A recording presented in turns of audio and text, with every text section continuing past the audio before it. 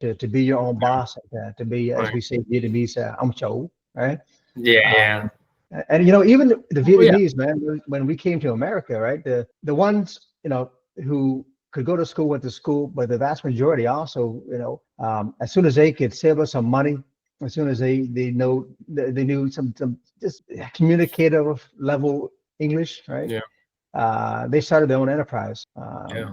My folks were one, and I know a lot of other people who right into America. Didn't take them long, maybe a couple of years in, and they were able to save a little money here and there, and they opened up some kind of small business. And I find it interesting because there are different ethnic groups in America, Asian ethnic groups in America, and not to be biased, but I think the Vietnamese have been really good at small business and starting some type of enterprise on Yeah. their own compared to Oh yeah. other Asian ethnic groups. This is my Yeah. observation.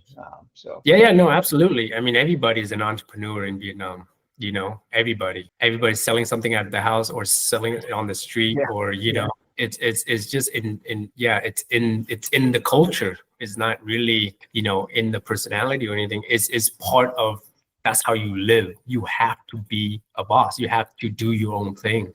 And it's weird, being in a communist country and having, I don't yeah, know, I yeah. mean, yeah, having that kind of mentality, I guess, right? Because Yeah, I remember first time I was in Saigon, not to make it political, right? But also as a person coming from the West, going to a communist country, I was expecting, I don't know, streets being completely dead, right? And I remember thinking the first time I walked down a street, thinking I've never seen such a capitalist country, right? Everybody's selling, everybody's building, everybody's an entrepreneur, everybody's trying to rise through the social upwards. So to a degree that you don't see in the West, you don't see it in Scandinavia, where I come from. So yeah, no, that I think this is, the mentality is completely different, and I felt it when I first came here, and I created, so we were one of the first one that I mean we have a fab lab here, which is fabrication laboratory that was started at MIT. So the technical community here created a fab lab, and I always thought that was such a great idea, a great thing, because cultivating Vietnam sort of this sensibility of building things themselves, doing things themselves, I remember, like, when I was a kid, I remember looking outside in the backyard. I always see my uncle doing something, this is on my mom's side, but I always see, like, he would always fix everything, like, so if something broke and something fall down, he would just put it back up, and he would just, like, he would patch things up, doing all kinds of stuff, and it's like everybody, like, lives to make stuff and do all kinds of stuff.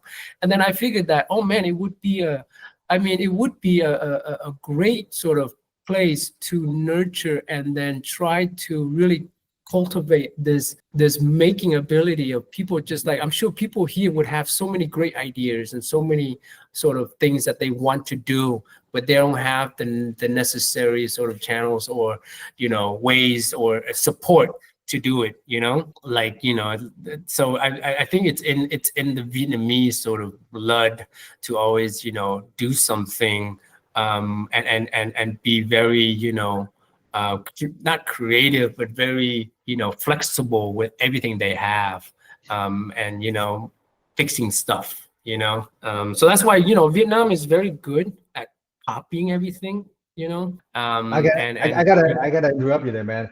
yeah, Living here in Scandinavia, right?